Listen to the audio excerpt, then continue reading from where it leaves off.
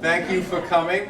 Hard to believe, it's very muggy out, but fall is going to be coming soon. It's September. Sad to see summer leave.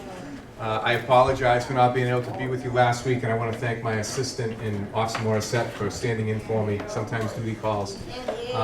Quick update on the police department. Our K-9 officer he'll be 4 weeks done as of today in narcotic certification, but this will be an enhanced level of service, obviously, to the Blackstone Valley. He's doing very well, and he is slated to graduate. He'll be able to basically detect illegal narcotics, and I think I shared with you the last seizure I had when I was with the Drug Task Force in Worcester County. It was $124,000 in cash and a stolen firearm that was based off detection of a canine. So I'm hoping that we have the same type of results in the Blackstone Valley. On a personal level, I was asked last week by the chiefs in the Blackstone Valley if I would take over the Blackstone Valley Drug and Countercrime Task Force. So I'm honored to do that, to ensure that services are rendered not just to Uxbridge, but to our neighbors from Milford to Millbury and all the towns that border that. So I'm very proud of that, as well as being the unit control chief of Semlec SWAT. I think I explained that when I was, prior to taking Uxbridge, I was the team commander of Semlec SWAT. When I left, it was 22 towns, now it's 80, Worcester County and Middlesex. So as a unit control chief, I basically advocate for the team. We do warrants, like I said, all over. In fact, they were actually doing the 150th for Hudson, doing security for that. Pan Mass Challenge, they do security for that. The Boston Marathon, those things beyond high-risk warrants. So I remind everybody again that we have the prescription drop-off in the lobby of the Uxbridge Police Headquarters. Hundreds and hundreds of pounds of prescription narcotics we're able to dispose of, so take advantage of that.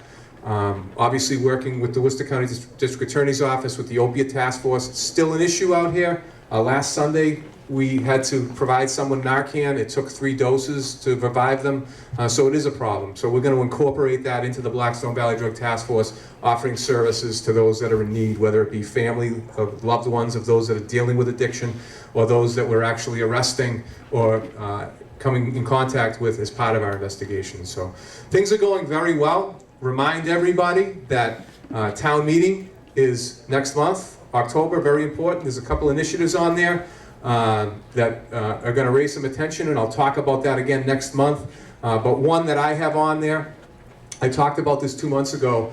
Last night, Auburn and Leicester played their football game. They called it Top Cop game because Officer Tarantino, who was shot and killed, was a police officer in Leicester. He lived in Leicester, and he was obviously an Auburn police officer at the time of his murder.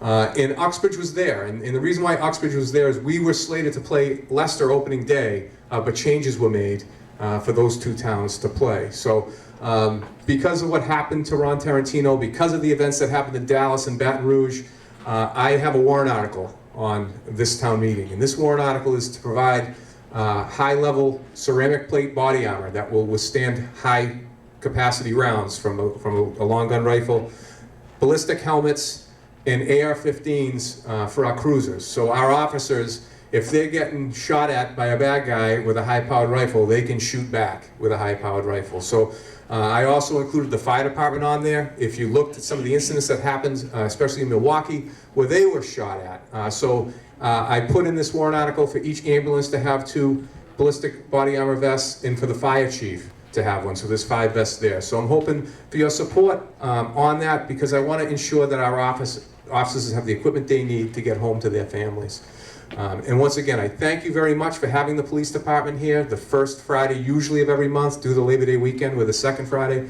But I really appreciate it. We're going to be serving you your meals soon, and then I'll introduce Liz Haddad. Liz Haddad is an assistant district attorney for the Worcester District Attorney's Office. She's phenomenal. She's going to talk about scams and frauds to try to educate and prevent victimization, which I think is very important, which these lunch and learns are all about. It's all about the police department and our agencies, whether it be local, state, federal, or private social service agencies, working together to identify and solve problems so we have quality of life here in Uxbridge.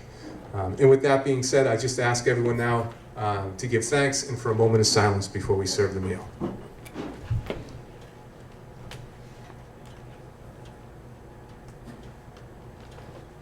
Thank you. Who's watching the replay at home, basically Mondays, starting September 12th from 4 to 5 p.m., there will be grief counseling here. So for those that are in attendance or those who are at home watching this, if you have issues, loved ones that have passed away, please take advantage of this, and there's no cost associated with it. Also, I'm very pleased to now introduce to you Liz Haddad from the Assistant District Attorney's Office, who's going to talk to you about scams and frauds. And someone came up to me just prior to being served lunch and said that, you know, they were very forceful with her and very pressuring her on the phone. She's got multiple calls, more than one call. So same thing I say to her, I say to you. The IRS isn't going to be calling you saying the police are going to arrest you or this isn't going to happen. The city of Gardner had an issue with their phones where it basically shut down by these scammers, and I'm sure Liz will maybe touch on that briefly. So let it go to, if you don't recognize the number, you know, let it go to voicemail. If they start talking to you, just hang up. Don't get into an argument with them. Eventually they'll move on to someone else, sadly enough. So without further ado. Thank you very much, Chief. I appreciate it. As the Chief said, my name is Liz Haddad, and I work for District Attorney Joe Early. He's the District Attorney here in Worcester County. Our district covers 60 cities and towns, all the way from Winchton in the north down to Blackstone in the south, to Southborough in the east, and into West Brookfield in the west. So it's a pretty big county. And I have a lot of opportunity to go to places like this. My job in the DA's office is not to prosecute crimes in any of our 11 district courts or superior court. My job is to go out throughout the county and give people information and education on some important safety topics. And certainly identity theft and scam prevention is a very important topic. As the Chief said, you know, honestly, I don't think a day goes by that probably someone here in town doesn't get a phone call, and certainly we hear about them all the time in our office. I hear about them all over the county in my travels. And we are going to talk about the scam phone calls because I think for most of our seniors, that is a really big issue, is the scam calls. But I want to talk a little bit about identity theft first before we go into the scams. And identity theft is a type of scam as well, but it has a few different components. I did give everybody a handout. I'm going to jump around a little bit in that so you can follow along as best you can. And then afterwards, when you go home, there'll probably be a lot of slides that you'll be able to read on your own that will give you more information.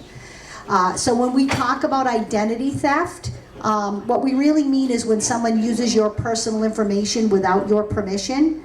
The most common type of identity theft that we think of is stolen credit card information, when people steal credit card information and use it fraudulently. But there can be other types of identity theft as well. Sometimes they'll even steal somebody's social security number, and when they do that, they can apply for credit cards, or they can apply for loans. Sometimes they get apartments, they get cell phones, set up utilities. There's all kinds of things that they do if they get your social security number. So, you know, there's a lot of different ways that people can access your personal information.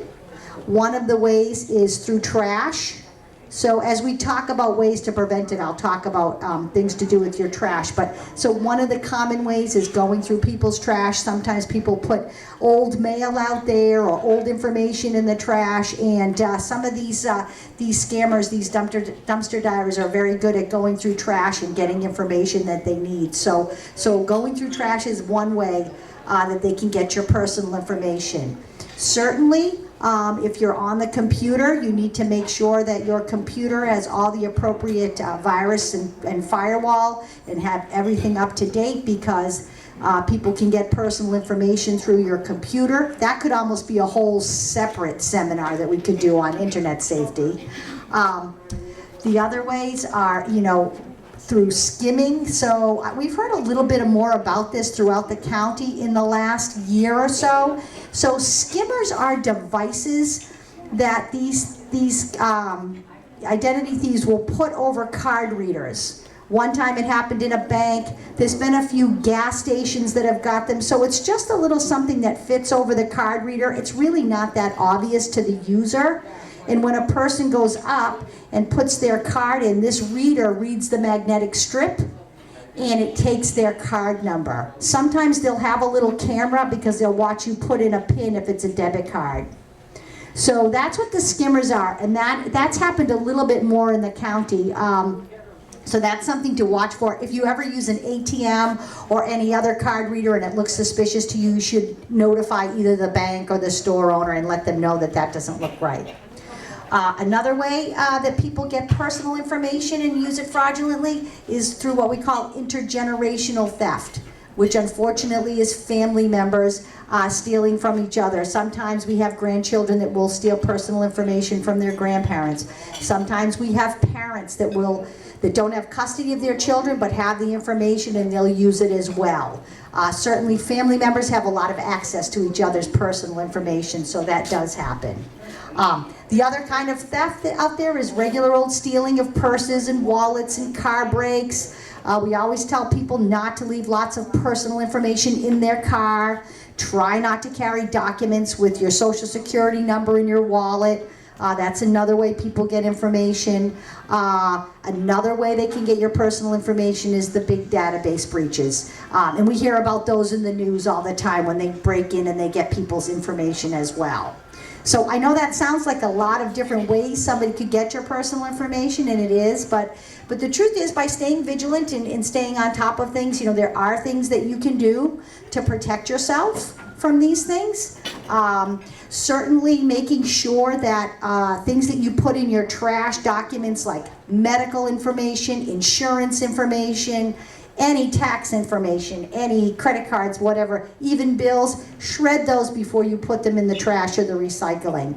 That way, that information on there can't be used by anything. It's funny, people might think that a utility bill or an insurance document that doesn't have your social security number on there might not be useful to someone. But a lot of these scammers are good at taking information like that, using it online, contacting companies to get more information about you. So it's important that you shred just about everything that's got, account numbers and personal information like that on it. The other thing is to make sure you use the post office, a big blue postal box for your outgoing mail. Another source of identity theft is people stealing mail from mailboxes. It's a lot more common than you think.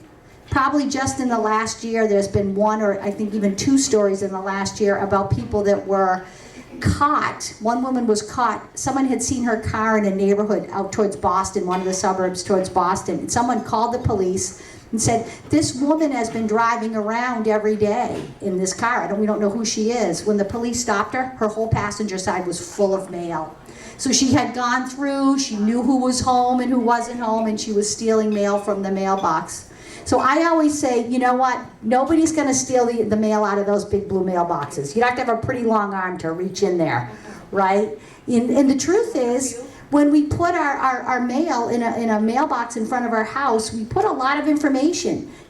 Credit card information sometimes, certainly our checking account information, all that kind of stuff. Put it in an unlocked box right in front of our house, right in a paper envelope.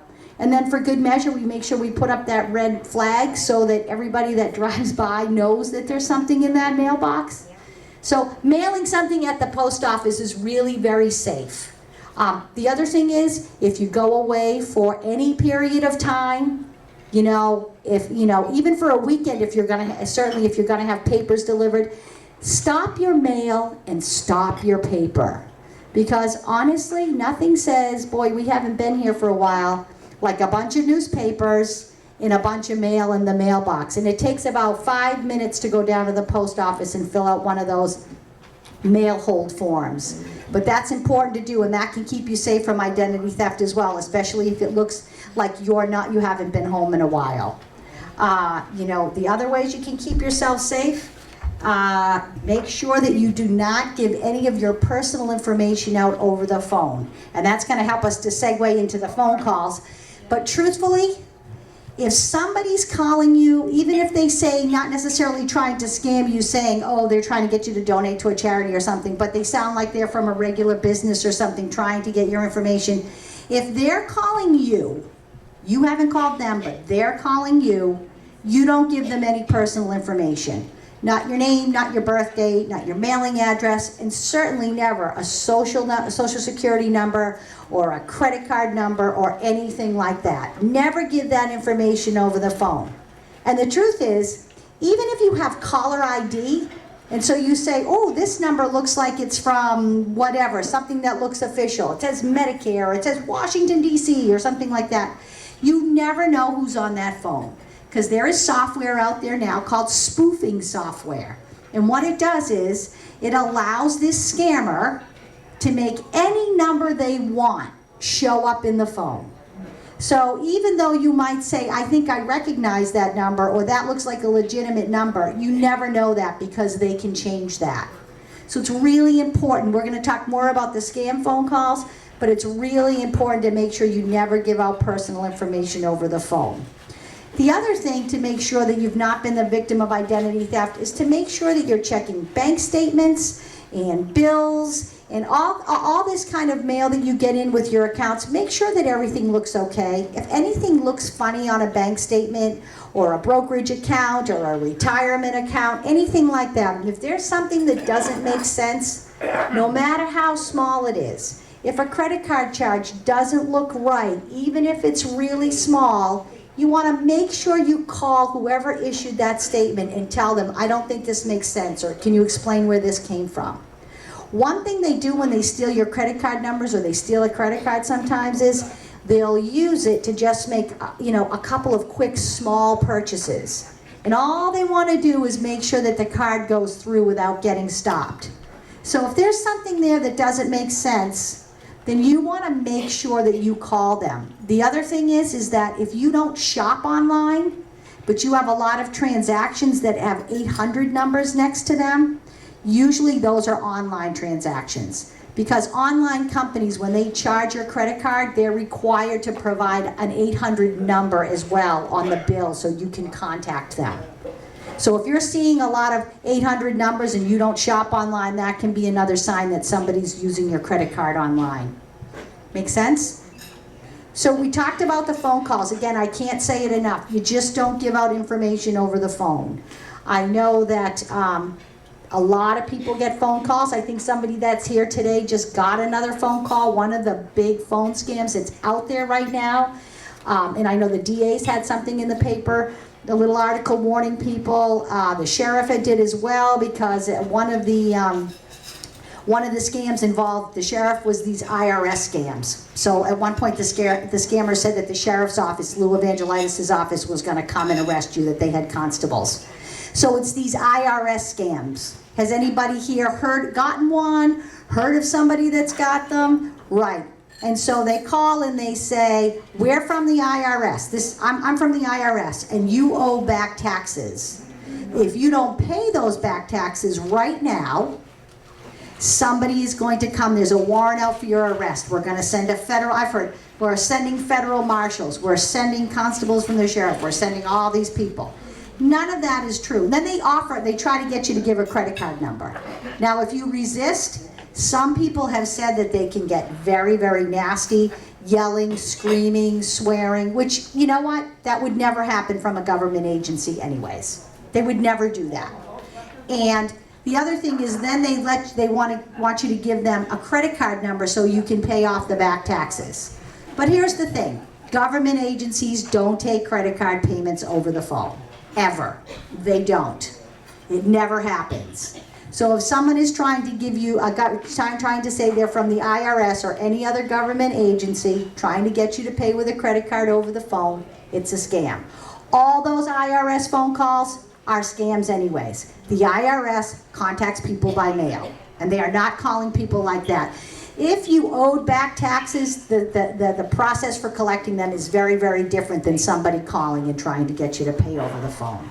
So, honestly, for those of you that are watching out, in Uxbridge, and for those of you here today, tell everybody you know, the IRS calls are a scam. All you do is hang up.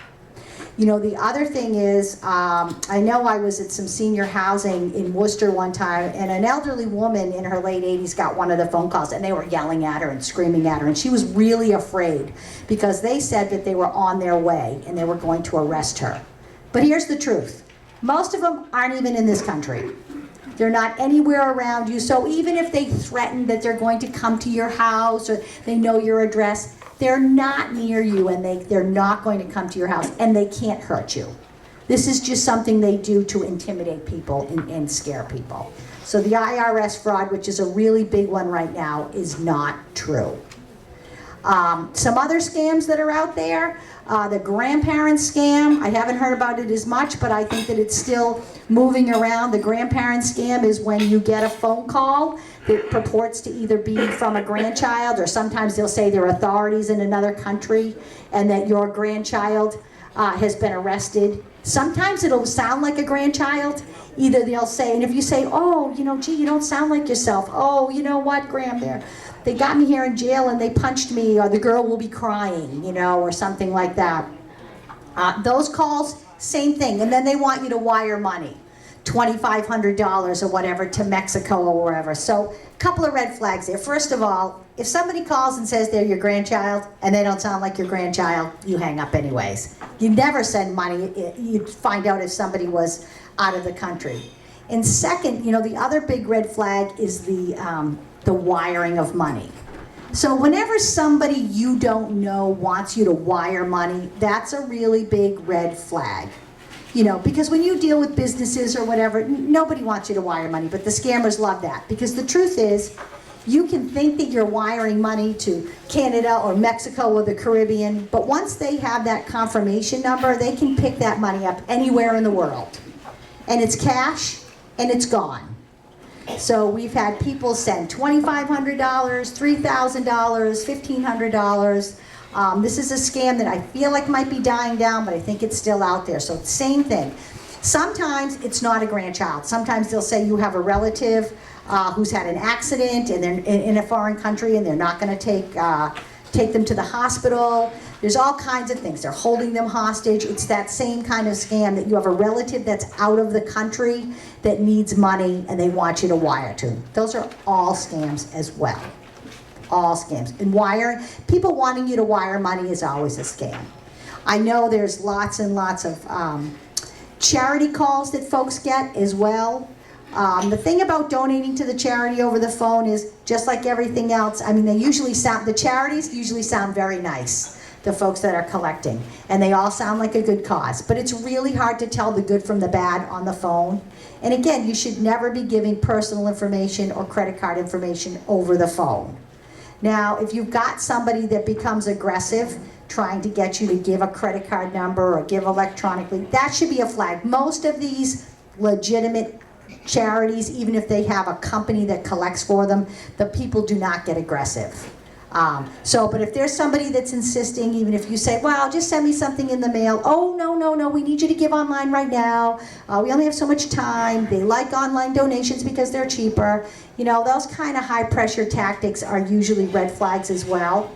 I know sometimes people will say, well, I tell them to send me something in the mail, but it's important to remember that once you ask for something in the mail, you'll end up on a lot of mailing lists. And you may find yourself getting more and more of these calls and more stuff, in your mailbox as well. And so then the more lists you're on, the more likely you may be the victim of a scammer. There was recently a company, I got the newsletter from the FTC. It wasn't PayPal, but was a similar company like that was charged with knowingly selling their mailing list or their list to scammers. They knew that the people were scammers and they were still selling the lists. So you want to be very careful about, who you get information from or things you ask to be mailed to you, because once you get on those lists, they sell them and resell them.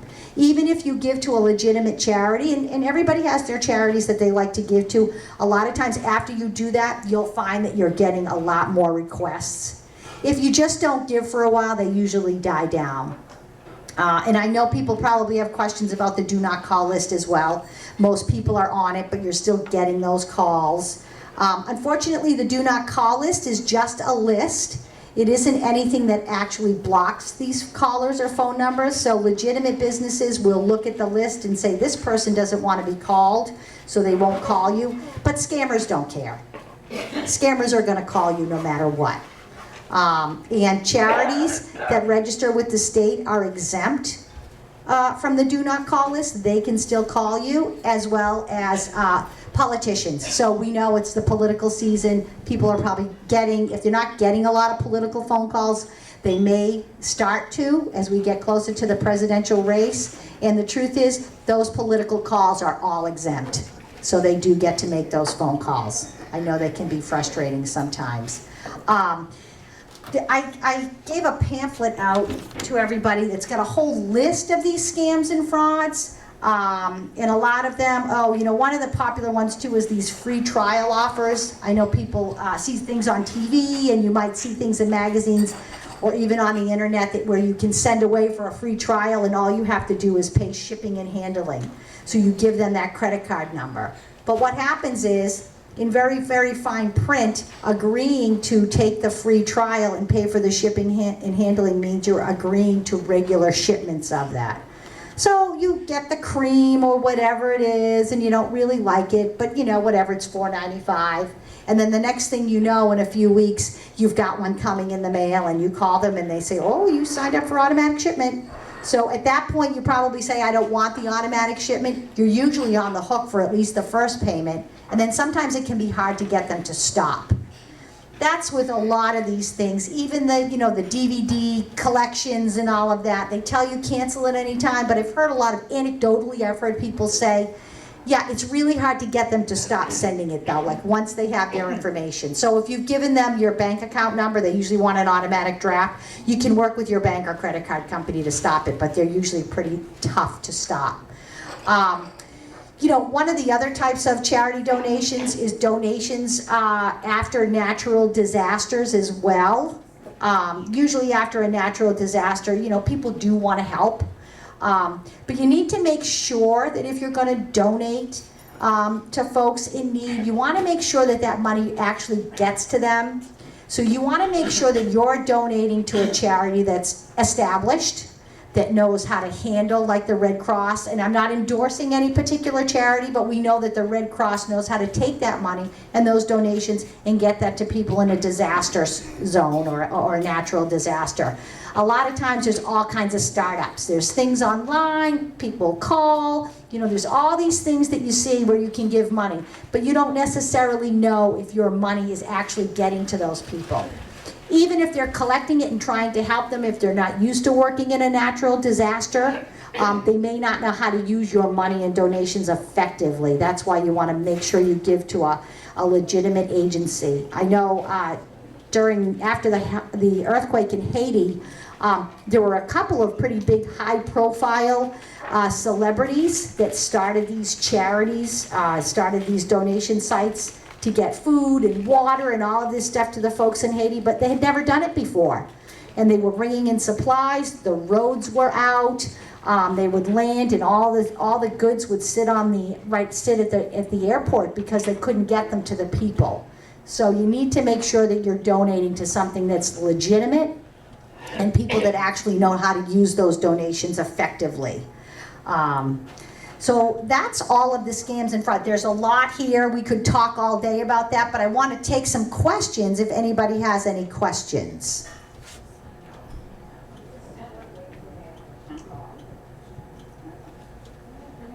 Questions? It isn't a question, but I know one thing that I've noticed about on the computers. People will be going somewhere, they put on, I'm going to the Cape for the weekend, or I'm doing, that is, telling them your house is empty. I've told more people to take your post in. That is an excellent point, right. So, more and more people are on social media. I talked earlier about, if you're gonna go away for a week, have them hold your mail, cancel your newspaper, but also if you're posting all kinds of pics from somewhere else, but your profile says you live in Uxbridge, and there you are in Hawaii. Oh, I can't believe we only have 5 more days. We only have 3 more days. You're basically telling people how long you're going to be gone. And that is important. That's an important thing. When we talk about social media, people put a lot of personal information up there. Another caveat I give, a lot of people will have lots of information about themselves. They might be friends with their mother or their daughter or whatever on Facebook, but we know that like your mother's maiden name is a very common security question. Also, you might have a security question on your accounts, your pet's name. So birth dates, all of this stuff, none of that stuff should be passwords or security questions, or if you're gonna use them, don't put it up on your social media because people will figure that out. But that is a great point. People post a lot of information up on, and then they say, I can't believe somebody found all that out about me. Well, right, you give them, and the truth is, just like I went to work today and Marcia came to work and you've gone about your business today, the scammers do the same thing. That's what they do. Their job is to take all the little things that we put out there and piece them together to make money off of you, to scam you. And they know how to do that. They're very good at it. So thank you. That was very good information. I've had calls from people saying they're Microsoft. And I have viruses on my computer. They want me to turn the computer on. Yes. And you know they're scams because they're all foreigners that are talking to you. They all have accents. Right. So that is another common computer scam. You get a phone call saying that this is Microsoft and they've detected a problem with your computer. They want you to log onto the computer and then they talk to you and you can see they get access to your computer remotely and then they lock it out and then they tell you that you have to pay for the service to get it up and running again. So that's what they do to residential folks, and then sometimes on bigger computer systems they'll just lock them down and ask for a ransom. That's what it's called, ransomware. They load ransomware on the computer and the computer will not function, and then they contact the people and tell them, you know, you have to pay X amount of dollars for us to unlock this computer. So that actually happened to the Norwood Police Department.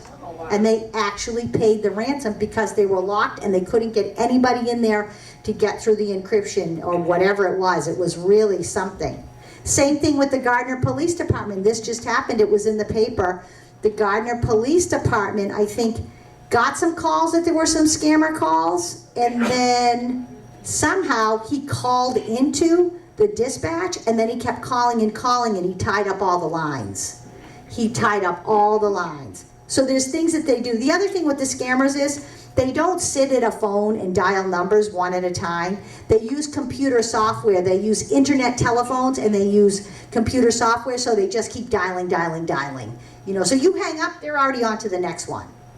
Somebody's calling you and they're asking you for personal information. You don't recognize the number, whatever it is. If it doesn't sound right, hang up. Chances are they're nowhere near you. That's 99.999% true. They're nowhere near you. And they're just trying to get you to give a credit card number or anything. And you want to know what? If you don't give it to them, they just go on to the next. And they just keep moving and moving and moving. And when people become educated and aware of the fact that these are all scam calls, once they stop working, they'll stop calling. And I think part of the reason is that still we have people that are giving that personal information. And they know not everybody's going to. They're happy with 5% of the people or 10% of the people. That's enough to, you know, scam a lot of money. Other questions? I was surprised when you were talking about the grandchildren thing. I have a friend who got the call. You did. So you know somebody that got the grandparents call. That scam has been around for a long time. I feel like I've been talking about it here in Uxbridge. I've mentioned it a few times. Right. And the truth is, you know, you never want to wire or anybody money, even if it sounds like an emergency. Again, the scammer's job is to make you think that you need to give them that money right now. That's their job, so it's going to sound urgent. But you say, hey, you know what? Call me back. I'm going to just hang up and call my daughter and just check to make sure that my granddaughter is out of the country. Right. And they're not going to call back. They're not going to call back. Another variation on that on the computer is when they hack into your contact list, of your email contact list, and they'll send out an email to everybody on your contact list. And it looks like it's from you, and it says something like, you know, I'm on vacation in Ireland or Spain, and I've had all my purse was stolen and all my belongings are gone, and I need you to wire me $2,500 so I can get a plane ticket home or whatever. And same thing. You never wire anybody money without knowing exactly where it's going. You know, if somebody's in trouble, try to find out from a family member before you start sending money out. Questions? Well, great. Well, thank you very much. Been a great audience. I've got lots of pamphlets, a nice reading for you. I've got information on identity theft as well, including the numbers for the reporting it, the 3 credit reporting agencies in case you are the victim of identity theft. So thank you. Thank you. Thank you so much for coming out. Thank you, Marcia. Thank you for having me. I want to thank Liz for coming out from the district attorney's office, and I want you to take this information home and have a chance to look it over. And if you have any questions at all about any phone calls or any scams, or if you've heard your neighbors talking about it, please call us. Call the police department. You can get in touch with Liz, and we can find out for you if this is a legitimate call, okay? So thank you so much, Thank Liz. you. We learned a lot today. Great, thanks. Have a nice weekend, everybody.